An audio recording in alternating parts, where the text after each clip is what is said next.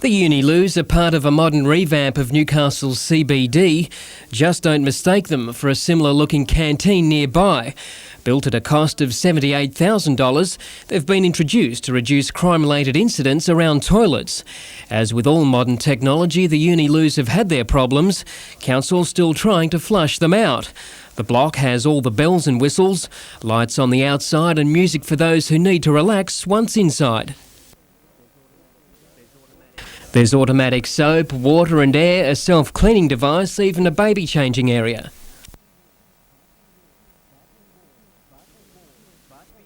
But be warned, the toilet is merciless.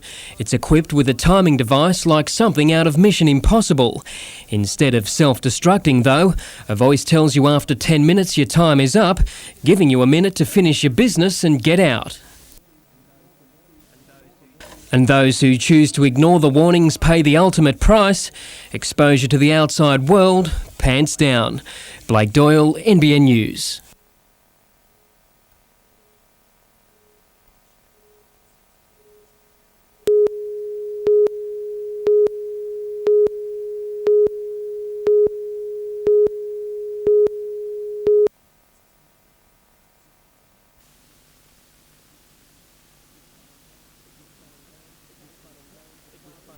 It was fun and games at Falcons practice this morning, the fun turning serious soon after with the arrival of Aussie Boomers coach Barry Barnes. He's here to see the new Falcons squad and head coach Sean Dennis firsthand. Barnes has spent 4 years on the court with the Boomers. That will extend to 8 with the signing of a new contract. Firmly in his sights are Australian under-23 squad members Ben Melmoth and Scott McGregor in the lead-up to the Sydney Olympics. Melmoth bringing height to the squad. He gives us that dimension in Australian basketball that we've always lacked, and that's some size. We certainly haven't had the size in the past, and that's an area of a deficiency that we've looked at, and towards 2000 it's looking very good. Barnes has also hinted Newcastle will play host to international basketball this year in a game between the Boomers and Croatia. The people of Newcastle always came out and supported the Boomers programs, but now to have people involved in it from their city, I think they would probably come out a lot more. Meanwhile, the Falcons' pre-season campaign continues this weekend. The Falcons sizing up with the Canberra Cannons at home on Friday night. Illawarra play the Brisbane Bullets in the opener. Blake Doyle, NBN News.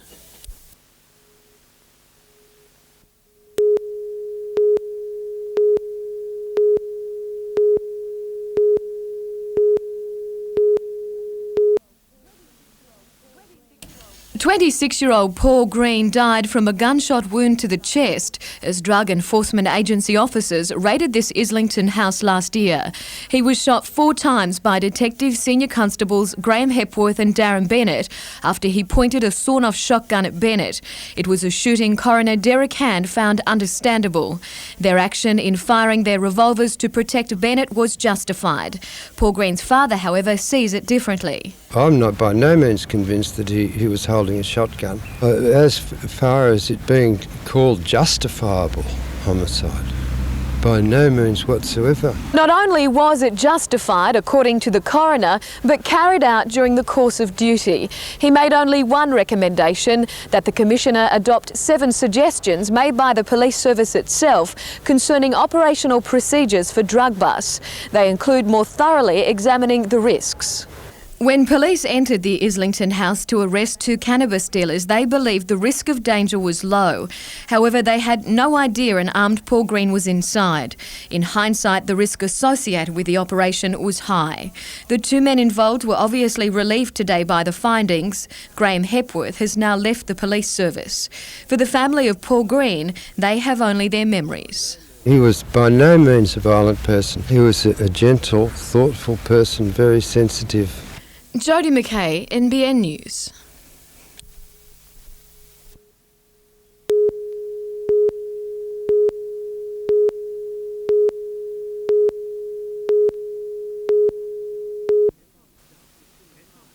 Cessnock's dump is filling fast. Its projected working life is just 5 years and Council is considering the alternatives. The Council has been approached by the State Government's Waste Service New South Wales. On the surface of the figures being presented to us, huge savings for our community and also some real dollar gains for our community, but we need to investigate that fully. In line with legislation requiring landfill disposal to be cut by 60% by the year 2000, Waste Service New South Wales is looking to establish a site to take some Sydney garbage as well as Cessnock's. The overall cost of setting up such a site is between $7 to $9 million. Council would in turn charge the state government a tonnage fee. Land near the existing Cessnock tip would be used for a new facility with at least a 20-year lifespan. That's what's been proposed to us, and we need to investigate that fully, and what we really need to make sure that the community is involved in that investigation process before any decisions are made on, and there is no decisions made yet. The decision was made last night just to continue the investigation process.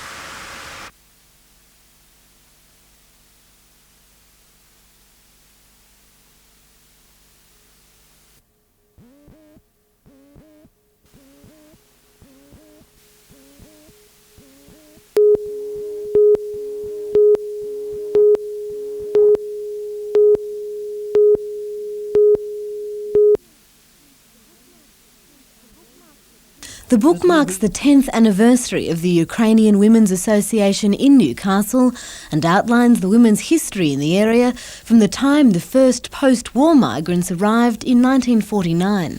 For such a small group of women, they've really been remarkable in what they've managed to achieve. I understand that they're involved in all kinds of charitable work, and they also have a wide range of cultural activities. And I know that this is the first time that a branch of this association in Australia has published a book like this. Dr Sonia Mysak, who specialises in modern Australian literature, officially launched the book at the Newcastle Region Library. She described it as a lasting tribute to Ukrainian culture in Australia. This book is important because, as well as being a testimony to the Ukrainian Women's Association of Newcastle and Hunter Valley, it is a lasting testimony to Ukrainian culture in Australia as a whole.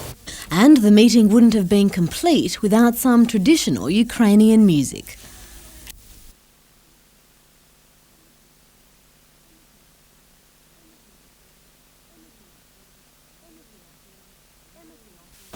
Emma Siossian, NBN News.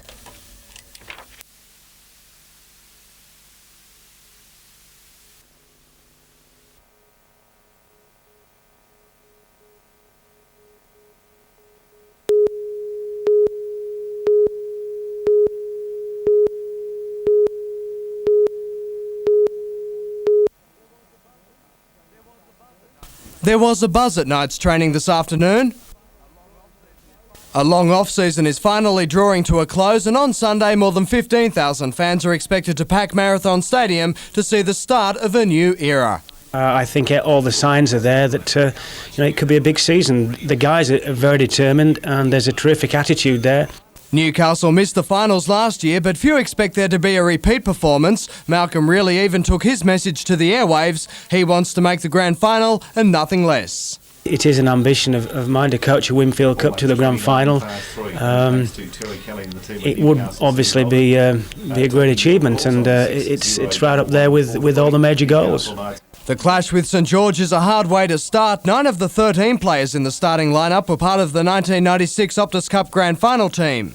St George for the first game is a fairly daunting task, and we've got to play them sometimes, and I think this first game is just as good a time as any. Newcastle holds favouritism. All will be told 3 o'clock Sunday afternoon.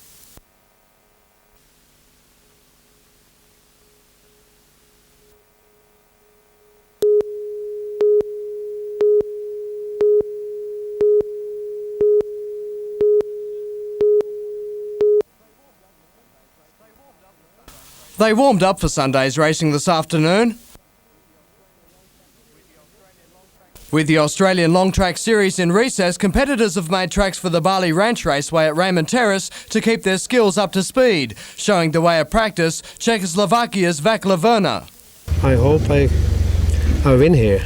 A veteran of the World Series, Werner finished second in the Australian Series at Tamworth. There's this weekend, then the final in Queensland. Oh, well, it's Gold Coast is the final. It's the Australian Grand Prix. Well, that's what I say, we come here to win. Mechanical problems forced Kiwi starter Tony Nagel away from training today. We've had a little bit of clutch trouble this morning. We sort of got the bits half an hour ago, so didn't quite get it together in time for the practice, but definitely be here ready to go hard out on Sunday. Locals are also expected to fare well in the feature, while a number of other events make up the program. Harleys and motocrosses are involved, and 1000cc speedway sidecars make their first appearance at the track. Meantime, tonight's sidecar and solos action at the Newcastle International Motordrome has been cancelled, but at the moment tomorrow's speed car and super sedan program is as is. The event has attracted drivers from New South Wales and interstate, and despite persistent rain, the track has been given the go-ahead for racing.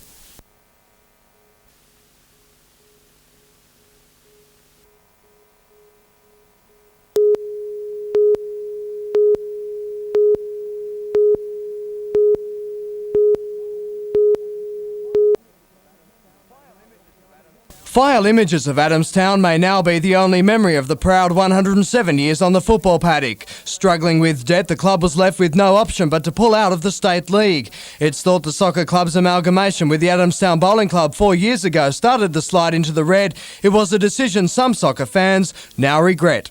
The football club did step in 3 years ago and save the Adamstown Bowling Club and form the amalgamation and the Sport and Recreation Club. And basically I think we're getting to the stage now where the football has been sacrificed to save a bowling club. The club sent notice today they won't be able to field a side in the State League. It is a sad day, mainly for Adamstown Rosebuds, but for soccer in northern New South Wales in a whole. Adamstown has been a breeding ground for the region's promising players, a step up from the NBN Soccer League to the NSL. With that gone, there is a thought that the emerging stars will have to leave the region to get further experience. It's not looking good all around, but the club will hold several meetings over the next few weeks. They haven't given up totally yet.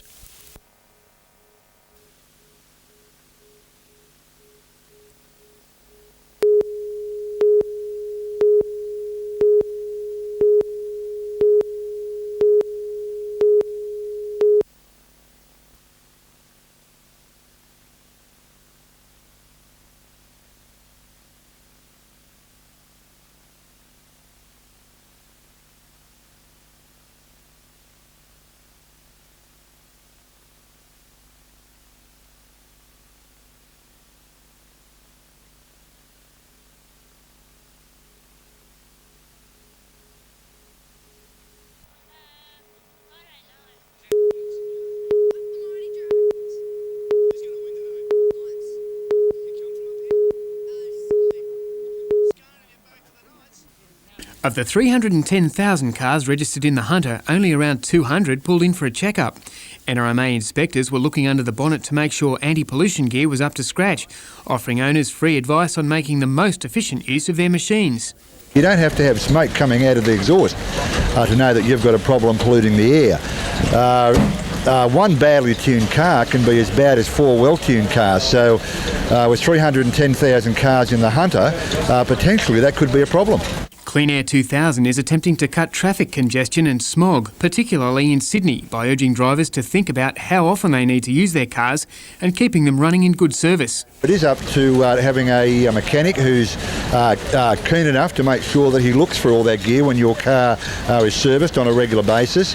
Whenever any of these inspections are being offered, you should always take advantage of it, because we're all responsible to do our bit for keeping the air clean.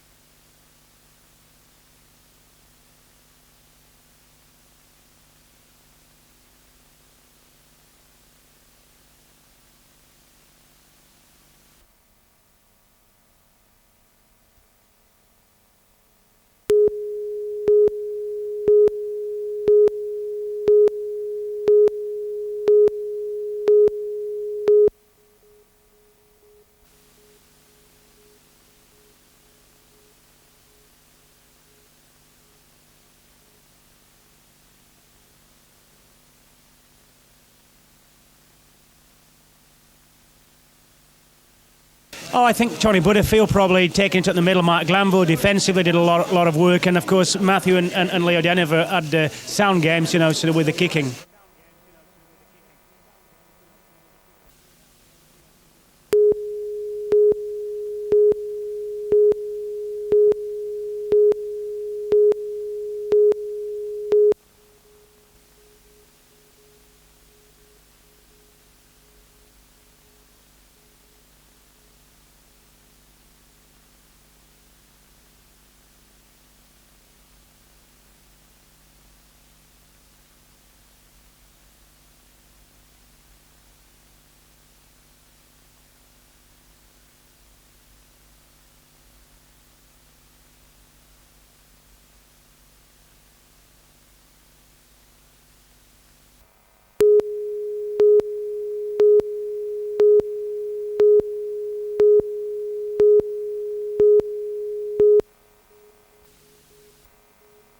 Petanque is a unique form of bowls which resembles lawn bowls without the greens or the white uniforms.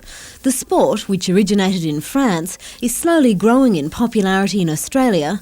It can be played on almost any surface, although gravel is usually preferred and the metal balls are thrown rather than rolled. The inaugural New South Wales Petanque Championships kicked off at the Mangrove Country Club on the Central Coast. Competing in teams of 3, the players' concentration was evident. Wollongong eventually dominated in the women's division, while in the men's, the team from Fairfield in Sydney took out the state championship. Emma Ossian, NBN News.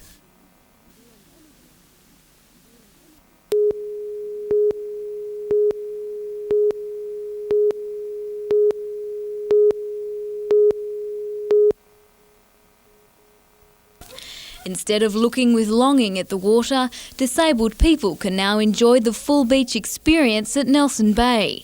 Port Stephens Council has just built a wheelchair access at Little Beach, which Leslie Page says is far superior to similar facilities at Sydney's Clovelly Beach. Low tide is terrible. It's very rocky. You're dragging yourself over rocks and through really slushy mud, and so that's not very nice. And the only other one is a rock pool at South Cronulla, which the path isn't that accessible. So this is definitely the best. $185,000 overall was spent on improving recreational facilities at the beach, including a purpose-built playground for disabled children. And we had some people up here the other day using the swing behind me. They had never been in a swing before. If we'd have gone on home video with a shot of what the enjoyment they got, I mean, we would have won the prize. The toilets and barbecue areas have also been upgraded to allow wheelchair access. With plans to expand accommodation at local caravan parks, Council hopes to boost its tourism appeal with disabled people. Simone Cobb, NBN News.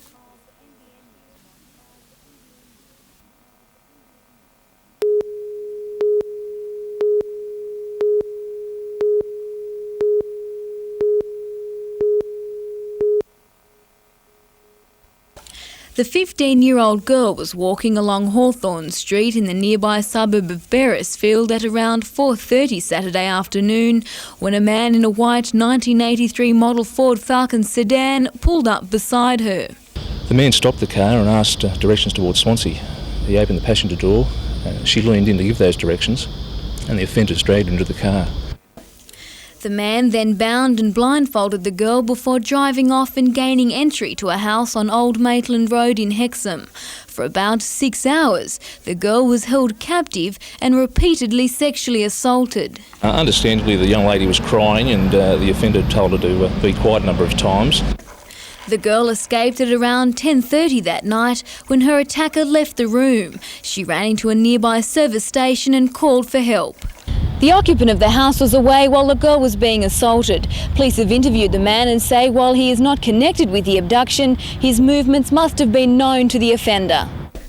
The rapist is described as being aged in his 20s or 30s, clean-shaven with brown hair and a medium build. He was wearing a white t-shirt and black jeans at the time. Anyone with information is urged to contact Maitland detectives on 340 200. Simone Cobb, NBN News.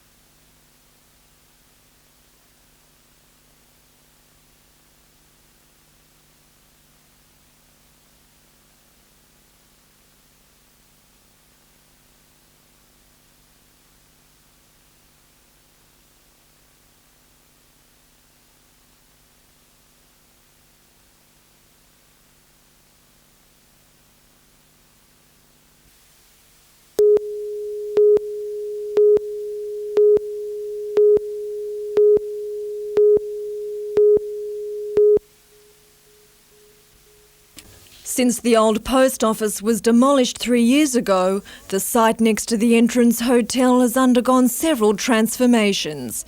Now the fun park is to make way for a 7-storey, 125-room serviced apartment block.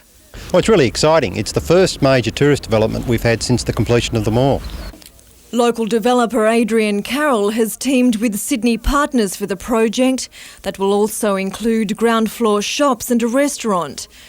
Mr Eaton says he's had overwhelming support from the community for the project and is expecting applications for similar ventures on empty sites nearby.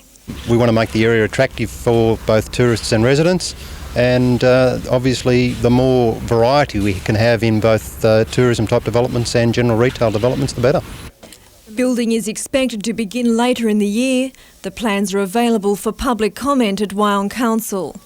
Meantime, moves to extend the boardwalk to Picnic Point are underway, with further upgrades for the area planned. Sarah Griffiths, NBN News.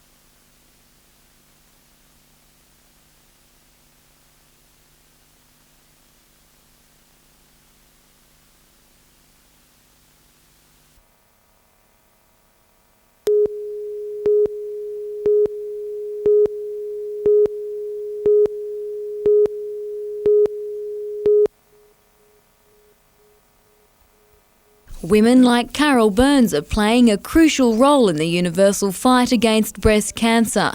Taking part in a prevention study pioneered in Australia 5 years ago, they will now join thousands around the world for an international collaboration. For them, the participation worldwide and collaboration is vital. They're very interested because they know now that what they're doing is definitely going to provide results which are important for everybody.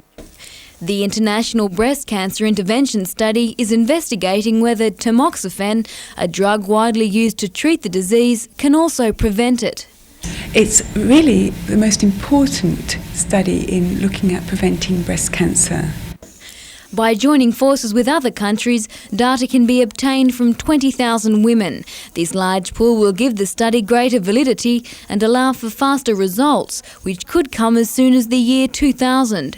Breast cancer has had such a depressing, sad history. It fills most people with fear and destroys families often. So we need to be positive. Women with a high risk of breast cancer can participate in the study by calling 1800 640 709. Simone Cobb, NBN News.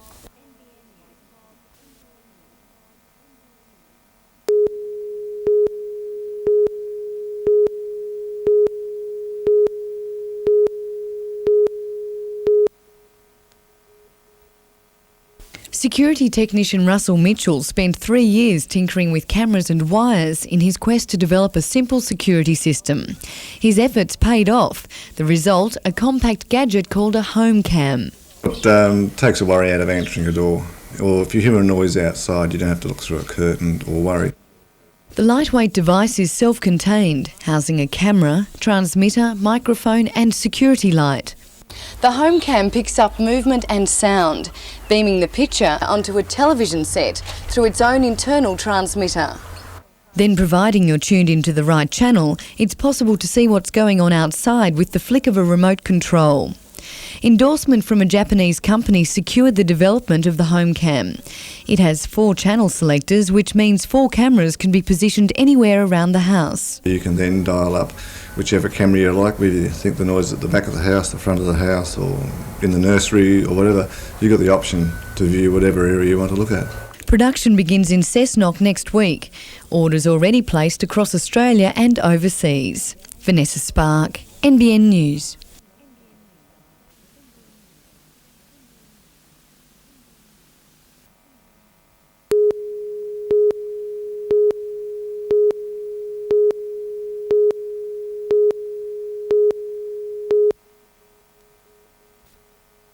Recovering after an accident can be a long and painful process, especially when it's necessary to have treatment at several different places.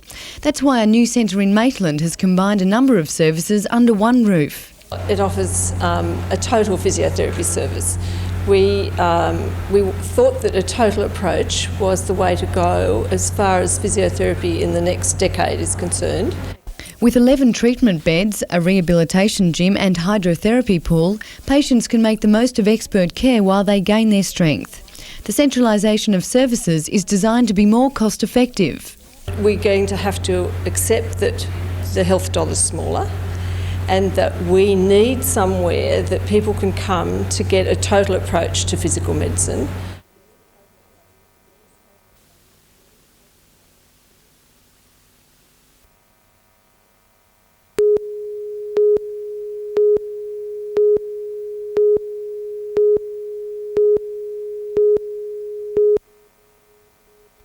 The Honeysuckle Development Corporation has reached a turning point.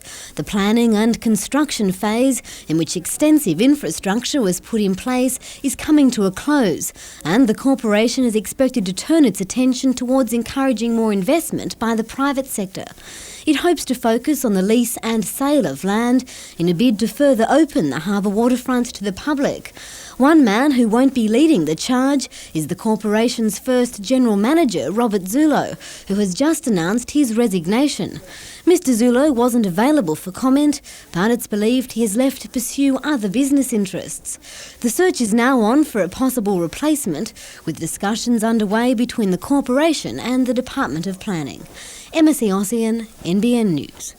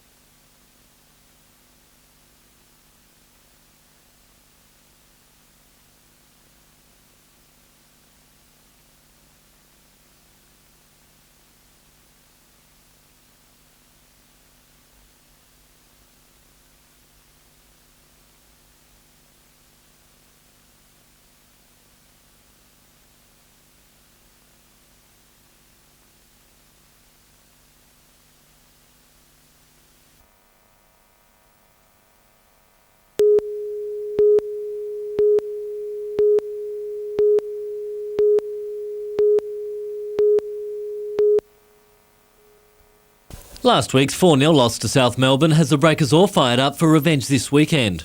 Troy Halpin saw lip a result of over-enthusiasm at last night's training session. The Breakers hope that fighting spirit will carry over to this Sunday's clash against the Collingwood Warriors. The Melbourne team has been in brilliant form ever since last month's announcement financial problems would force it to fold. But it's a role the Breakers will have to stop if the team is to break into the top 6. Maybe a draw would still keep us thereabouts, but we definitely need a win. I mean, we've got to win probably maybe 6 of the 7 games or 5 of the 6 games, whatever's remaining. So it'd make it tough if we did have a draw. And a crucial game for 2 young guns as the Falcons prepare for the clash against the Brisbane Bullets at the Newcastle Basketball Stadium tomorrow night. Damien Robertson is duelling with Daniel Palmer for the last spot in the team, and it's their last chance to impress before the season opener. It's a big game for everybody, but I guess for those two in particular, trying to get that last spot in our squad. Well, it's not really in our squad, but in the 10. So it's a big game, but all the players are looking forward to it. The Falcons are trying to end a 2-game pre-season losing streak after going down to Canberra and Illawarra. Coach Sean Dennis will use the Falcons' height advantage and tight defence to combat the Strong Bullets outfit. Richard O'Leary, NBN News.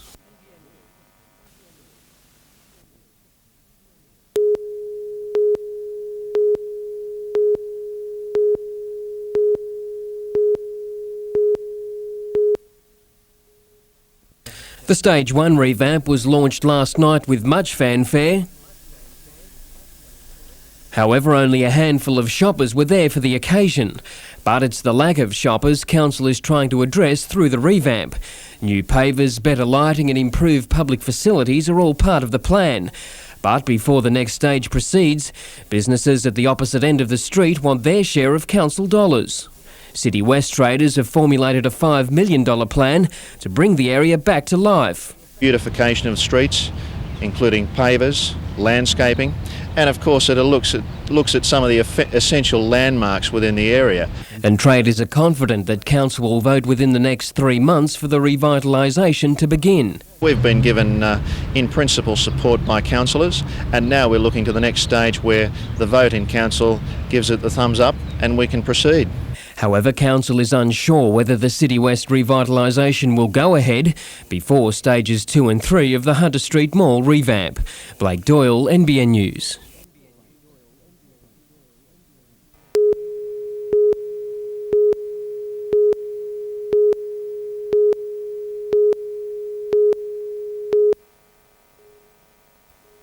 After limbering up their vocal cords, the volunteers from the Royal Blind Society record the newspaper articles and then post them out to the visually impaired. The Talking Newspaper service has just been launched in Port Stephens, offering the 190-member blind community access to news from its local newspaper. It's the first area in the Hunter to be offered the $10,000 program, the aim being to counteract any isolation felt by blind people outside city centres.